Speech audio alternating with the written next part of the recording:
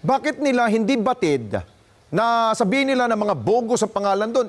Tama ba na dapat bang ilagay ang mga tunay na mga pangalan doon? Hindi nalagay sa alanganin ang buhay ng mga tao. Pag hindi ho pumasa itong mga complaints ng Makabayan Block, ito yung second option nila, Plan B, ay gagawa ng summary report. Pag hindi pumasa yung sa Makabayan Block at isasampaho nila laban sa ating BP Sara. Akala ko pa naman, Barbers is one of the more decent ones doon sa Quadcom. Hindi rin pala. They are anchoring their complaint on the provisions of Republic Act 6713 or Code of Conduct of Ethics of Government Officials, specifically the supposed commitment to public service, the high commitment to public service of these public officials such as congresspersons like Congresswoman Franz Castro. So gusto namin na marinig yung sa aming hinaing na matanggalan siya, mapaalis isip congresswoman sa ating bansa. Dadagan Balita News Update.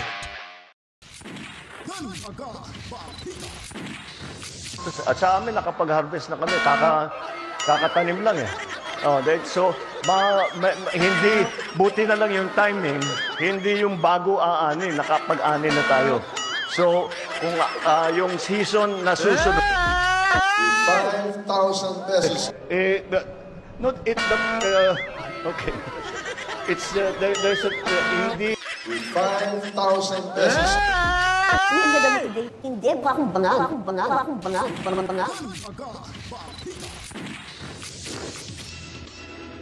Ngayon mga kapitan, welcome back. Magandang buhay at ngayon po ay nagbabalik po tayo. Kamusta ang lahat?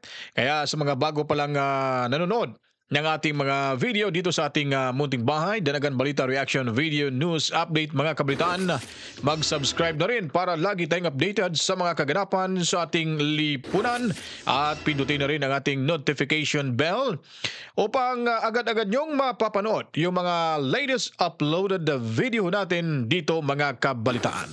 At ngayon po yung pag-uusapan natin ay si Castro. Sasampahan ng kaso mga kabalitaan. Sasampahan ng kaso. Tignan niyo po, panoorin niyo mamaya mga kabalitaan. At ito namang hong si Topacio ay talagang binanatan muli ang Huwad Committee dahil sa kanilang pang-aabuso sa kapangyarihan, lalo na itong laging pananakot nila sa kanilang mga resource speakers, no? O resource persons na iko-contempt pag nagsisinungaling, pag hindi ho katanggap-tanggap sa kanilang pandinig mga kabalitaan. At yun nga, yung last nating ina-upload na video, yung summary report ho ng WAD Committee, ay nakikita na ho natin na sila ay talagang magsasampa ng kaso mga kabalitaan.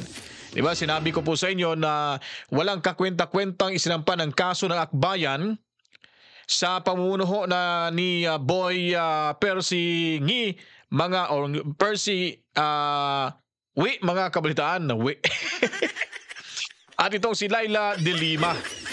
So sabi pa, kung balikan natin noong nakaraan, sa mga una pang pagdinig, ay wala ko silang plano magsasampa ng kaso ng impeachment laban sa ating pangalawang Pangulo. So ngayon, lumabas na ho dahil nakikita nila na hindi ho sila magwawagi sa mga nagsampa ng kaso mula sa Makabayan Block.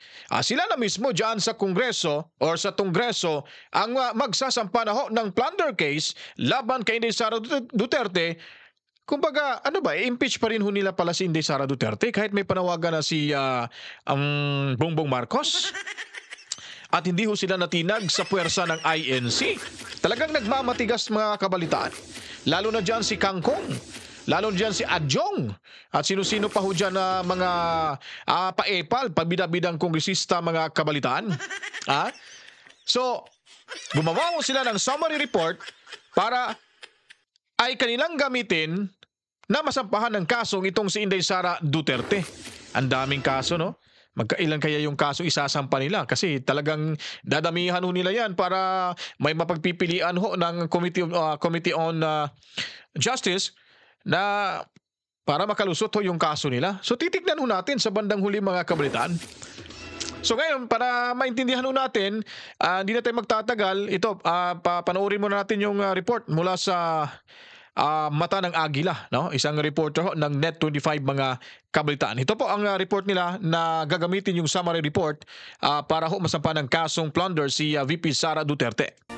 Samantala, pwedeng gamitin sa impeachment case laban kay Vice President Sara Duterte ang summary report sa ginawang investigasyon ng Kamara. Hinggil po ito sa Confidential at Intelligence Fund ng pangalawang Pangulo. Bukod dyan, maaari rin umano itong magamit na batayan sa pagsasampa ng kasong plunder laban kay VP Sara. Kunin natin ang live report ni Vic Sumintak. Vic.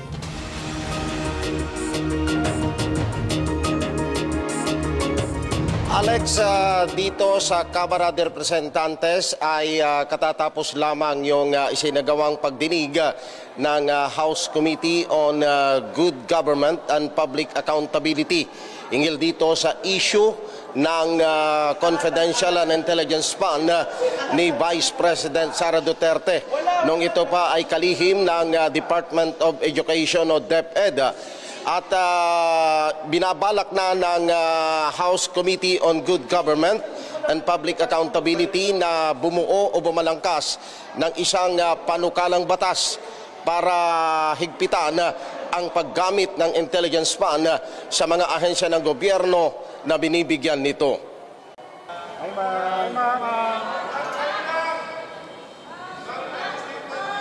Please raise your right hand. Do you swear to tell the truth, the whole truth, and nothing but the truth in this inquiry, so help you God?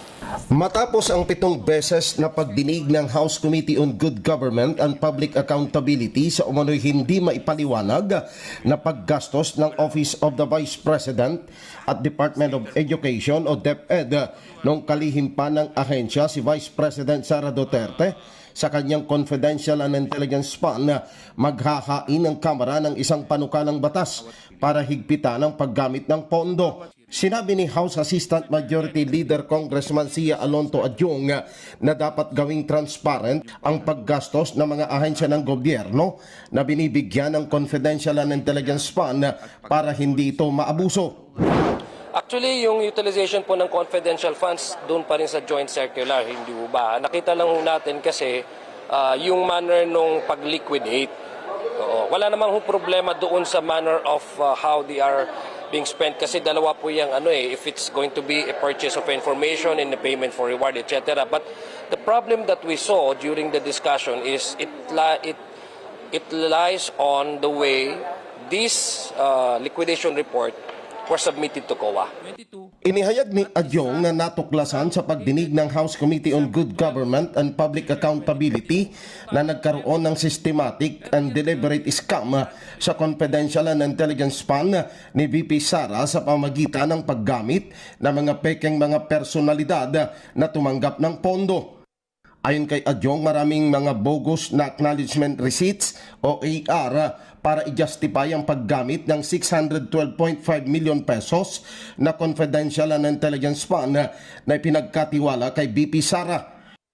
Maliban kay Mary Grace Piatos, ibinunyag ni Adyong ang mga peking personalidad tulad ni na Milky Sikuya, Alice Crescencio, Kokoy Villamin, Sally at Sheila na walang record sa Philippine Statistics Authority o PSA. So dito sa puntong ito mga kabataan ay talagang pikit balikat lang ho sila sa naging pahayag ho ng COA na ito ay confidential funds. At the same time, gumagamit ho sila ng alias para ho hindi ma-compromise ang mga individual ho na tumatanggap ng tinatawag nito confidential funds dahil nga sa kanilang operation. So ito yung kanilang pambala na para madiin si Inday Sara Duterte. So unang-una mga kabalitaan, sabi ho nila wala silang balak na magsasampa ng kaso dahil these investigations para lang ho sa in aid of legislation. Now, dahil nga sa mga tanong ng mga media, noong nakarang araw sa kanilang press con ay nadulas ho itong si Chihuahua at itong si Ulupong Adyong mga kabalitaan. Kung bakit? Dahil po ay sabi nila, we cannot hold the information in which na nakuha nila sa investigation kung kukuha yung Makabayan Block para gamitin sa kasong isasampa. So sabi niya, Tapos biglang kumamyo ho siya. So doon pa lang ay sumabit na ho sila. Kaya nga, nalalaman na ng taong bayan mga kabalitaan na ang kanilang plano ay talagang sasampahan ng kaso at patalsikin sa pwestong itong si BP Sara Duterte. So dahil nga po basang-basa na ho sila ngayon sa mata ng mga sambayan ng Pilipino ay talagang tinuluyan na ho nila. Dahil yun po ang kanilang gustong mangyari. Nabasa na ho sila at kailangan na ho talaga nilang maligo. Kasi hindi na ho nila ma-deny yan. In the first place, during yung pinakaunang hearing pa lang nila ay nakita na ho ng anomalya at something na kaduda-duda ho yung investigation. Dahil yung investigation ay nakatuon lamang ho sa Davao City, sa kanyang papang, si PRRD, hanggang dumating na sa ganitong punto sa sitwasyong ito mga kabalitaan. So, tingnan niyo po ang ginawang kasinungalingan ng mga Kongreso diyan mga kabalitaan. Di po ba? So, tayo ay nililigaw ho. Nililigaw ho tayo nila sa kanilang mga gustong gawin na hindi naman ho tayo naligaw dahil atin hong nakita at naharangan ho natin kahit papaano. Subalit, sa kanilang layunin ng kanilang boss diyan na si Tamba ay talagang pinipilit ho nila na may pagpatuloy itong investigasyon para kuno in aid of legislation, subalit makakuha lang sila ng sapat na impormasyon para gamitin ho itong Makabayan Block.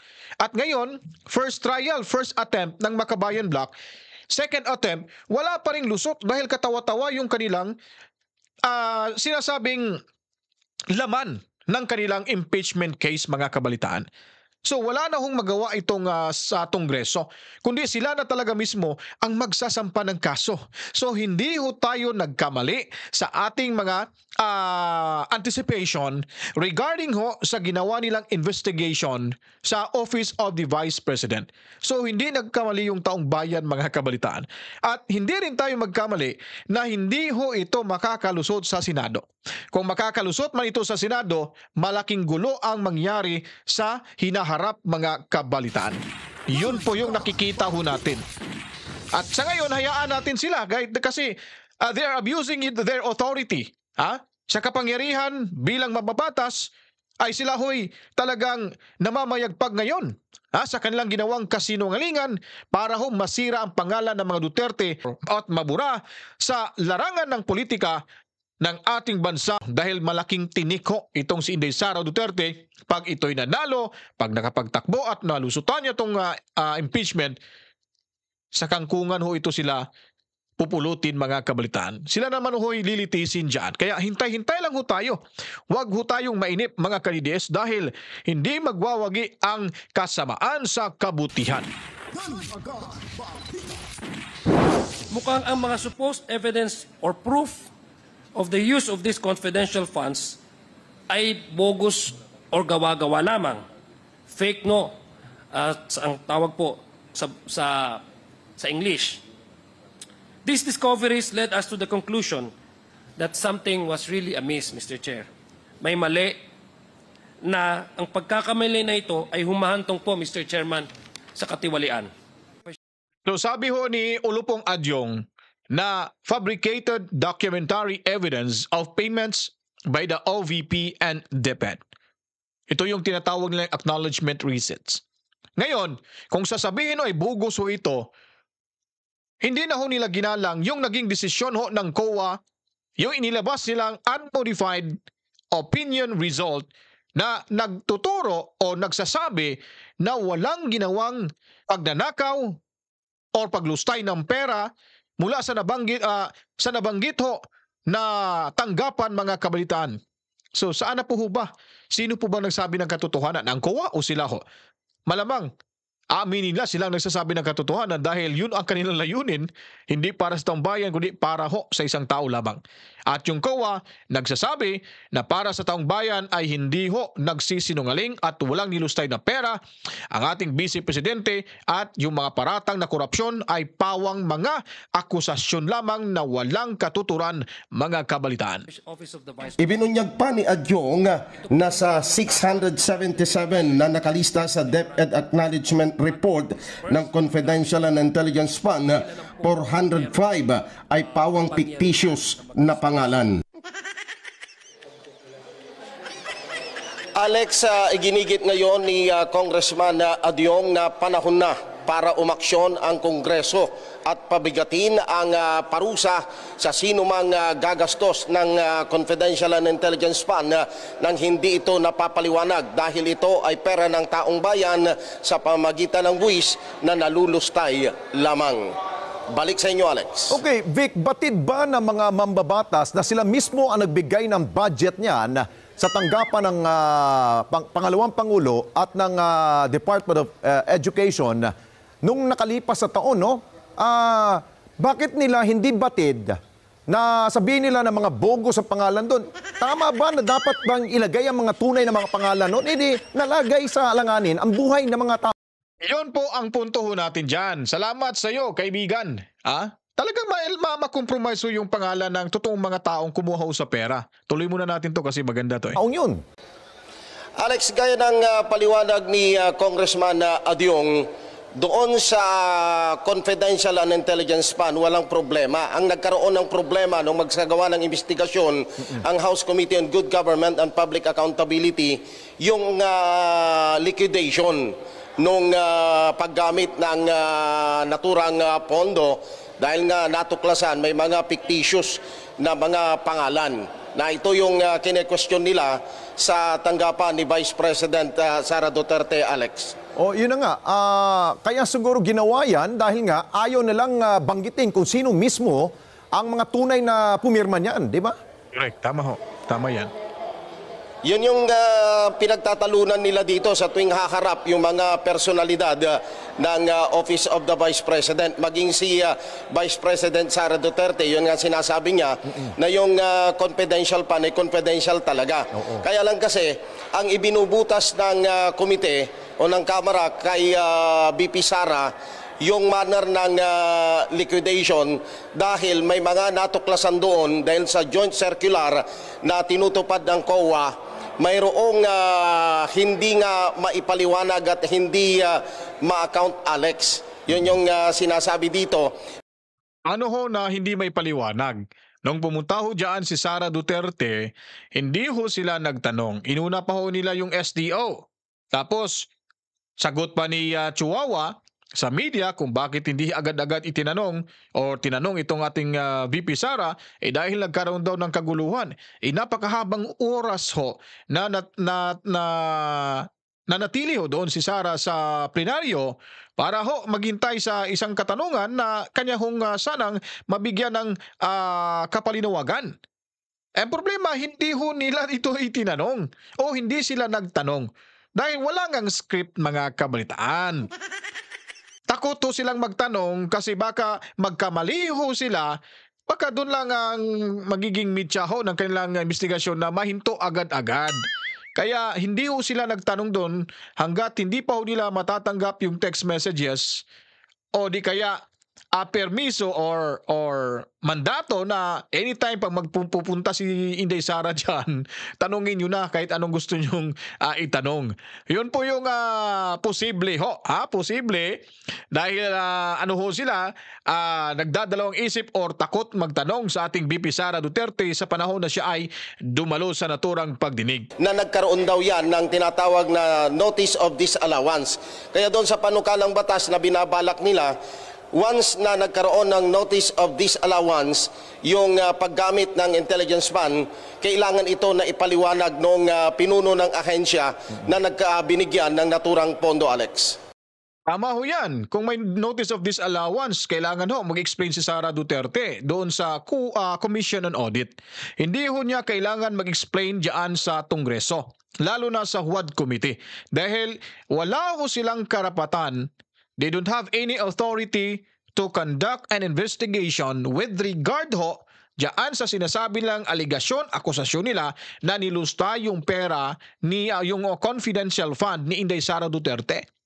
Karapatan ho ng Vice Presidente dahil yung COA lang talaga ang may karapatan na magtanong at busisihin ho kung paano ginasta yung CF ng Office of the Vice President. Okay, sa ngayon ay tinapos sa ba ng naturang komite ang kanilang gagawing investigasyon at meron na sila ilalabas na committee report ukol dito, Vic?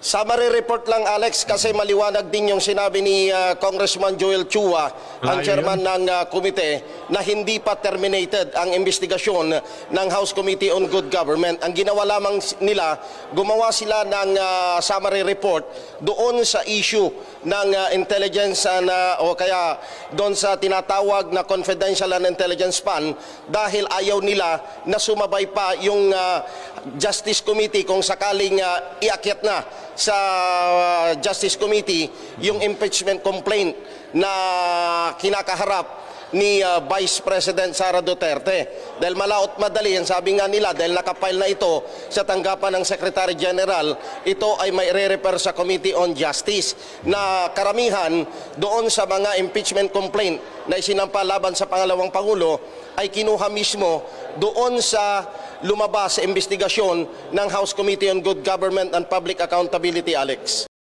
No, naintindihan ko na ho mga kabalitaan kung bakit hindi pa ho terminated itong investigation na ito. May nito si naka-on hold kumbaga, no? Pero may chance na ipagpapatuloy pa rin ho nila ito. Ito yung naintindihan ho natin dito mga kabalitaan.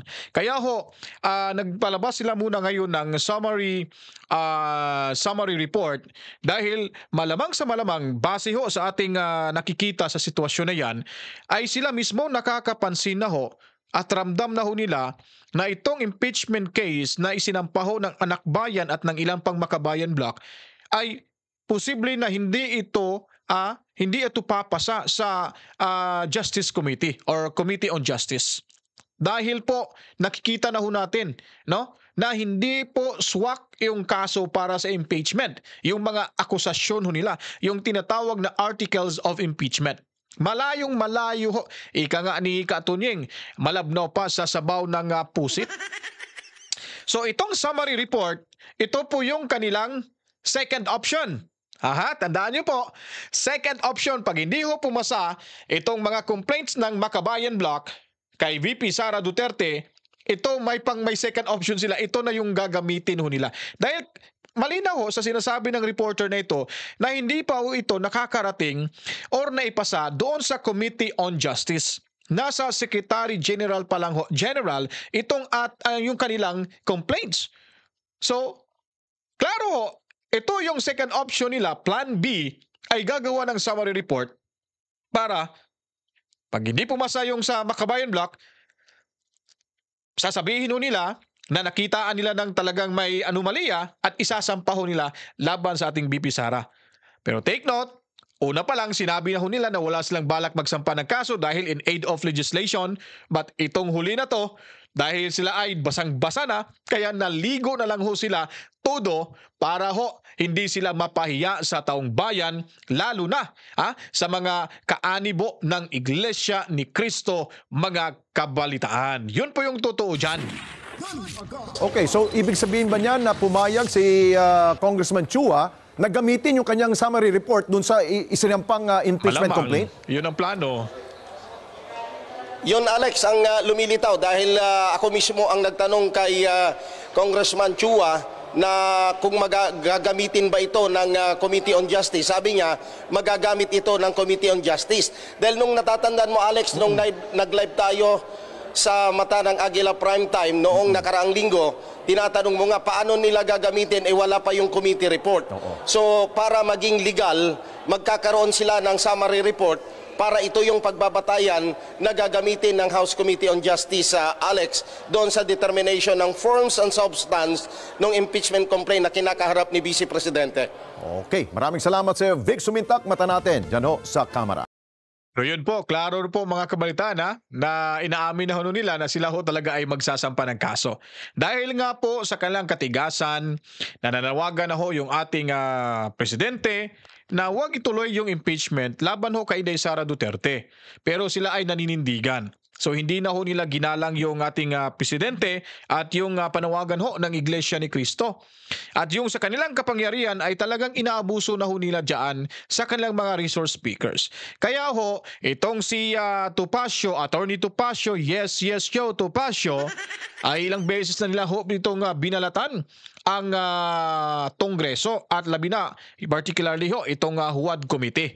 So ngayon ho, ewan ko kung anong mangyayari sa press ko nito, parang magsasampay yata ng kaso or talagang babalatan niya muli itong mga Kongreso sa WAD Committee, mga kabalitan. Pakinggan ho natin si Attorney Yes Yo Topacio. Alam nyo, kung patas itong Quadcom at nakikinig sa Supreme Court, kasi ang problema sa ating mga members of the House of Representatives ngayon na nasa Quadcom, they think they're above the law.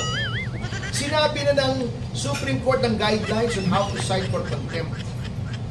They ignore it. Alam nila kasi ang remedy sa korte mabagal. Sinabi na yung pati freedom of the press sinisikil nila. Ayaw nila nakikriticize sila. Nakikita ba yung sinasabi ni Barbers? Akala ko pa naman, Barbers is one of the more decent ones doon sa Quadcom. Hindi rin pala. Can you imagine, hindi lang siya nag-press con na pa-imbestiga daw yung mga critics nila. Nag-privilege speech pa, ginamit pa yung mantle of parliamentary immunity para magsalita. Alam nyo, katamaran yan eh. Alam nyo, kung if he feels aggrieved, then he should file the necessary cases. Huwag yung ihahagis sa NBI yung blanket investigation. You should file a case for libel or civil damages. Kung tingin mo may mga na-insulto sa inyo, na-harm sa inyo, hindi yung tatakutin nyo by saying the NBI should investigate. I think the NBI has better things to do than investigate critics of the Quadcom. Na sila naman din naman ang may kasalanan kung bakit ay sila ay nakikriticize. Because they're being assholes in public. Oh. So yun po mga kabaitaan, napakinggan nyo na ho itong banat ni Attorney Yes Yo Topacio. Ngayon, dumako naman ho tayo sa isang usapin kung saan ho itong si Franz Castro ay sasampahan na naman muli ng panibagong kaso sa Ethics Committee. Dahil nga po sa mga lumad na ito ay siyang nagagalit na kung bakit andyan pa rin nananatili ho sa Kamara or sa Kongreso itong ulupong na matandang ito na si Franz Castro, na sana'y nasa kulungan na ito dahil convicted sa kasong human rights violation. Ngayon po, sila ay nandito na sa Kamara de Representante upang isampaho ang kasong ito laban sa naturang kongresista, mga kabalitaan. Kaya ngayon, panoorin natin kung ano po yung magiging o masasabi ho nila o kanilang sasabihin patungkol ho sa kanilang pagsampa ng kaso sa naturang kongresistang Castro, mga kabalitaan. Ako po si Attorney Israelito Torion. I am here assisting the indigenous peoples po of Talaingod, no? Mga Atamanobo po sila. They are led by Dato Alan Kausing, Andigaw Agay, and Guting Dalyat Dausay, no? They are the leaders. Sila po ang mga leaders po ng mga indigenous peoples po ng Talaingod, Davao del Norte.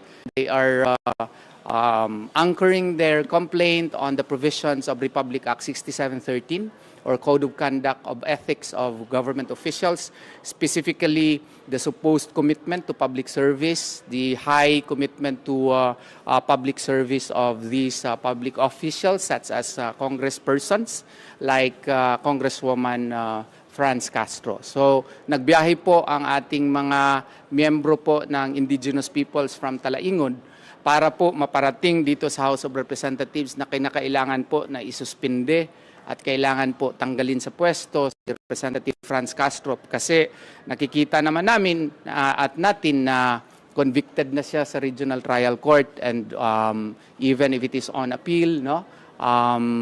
Before higher courts, but the administrative aspect of the crimes that she committed should be likewise under investigation. And if after proper proceedings, it is found that she is administratively guilty, then proper penalty such as suspension or if not expulsion from the House of Representatives. Ako po si Dato Malibato Kausing, isang ancestral domain management officer ng ancestral domain ng Atamonobo ng municipality ng Talaingod, Davao del Norte. Nandito po kami dito sa Manila ngayon, kasama namin yung tatlo naming tribal leader dahil tatlo lang yung hinihingi namin, no, sa ating gobyerno ngayon, nga gusto namin matanggal yung si Franz Castro. Bakit, no? Kasi yung ginawa niya sa amin parang hindi inirespeto yung rights of the IP, no? In terms sa aming rights, kasi hindi niya inirespeto.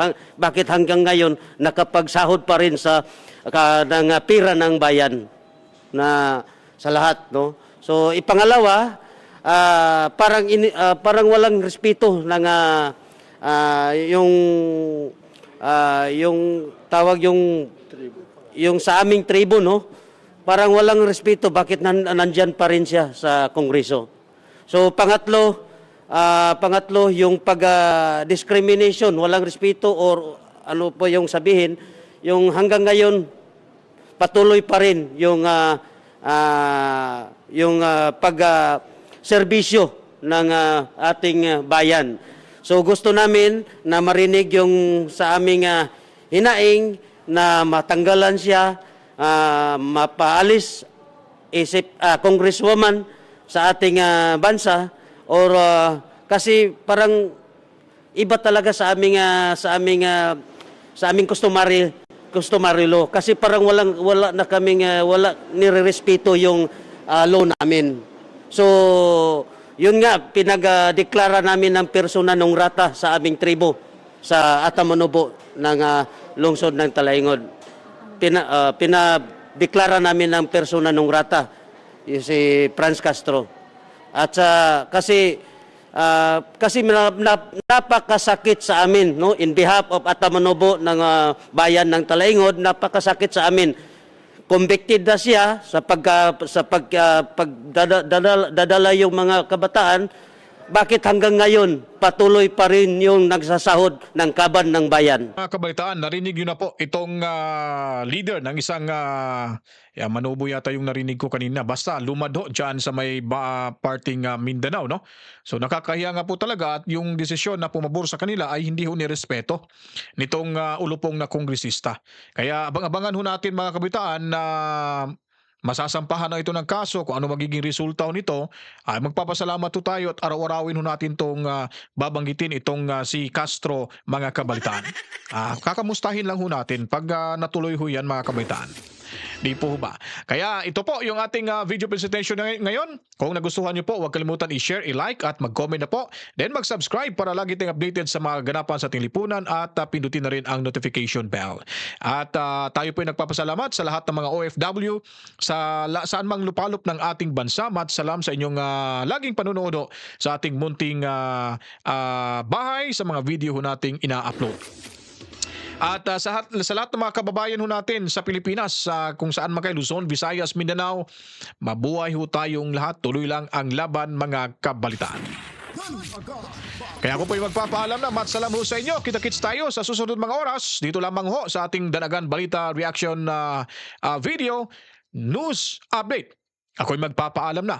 To God be the glory. Mwah mwah. Chip chip. Peace out.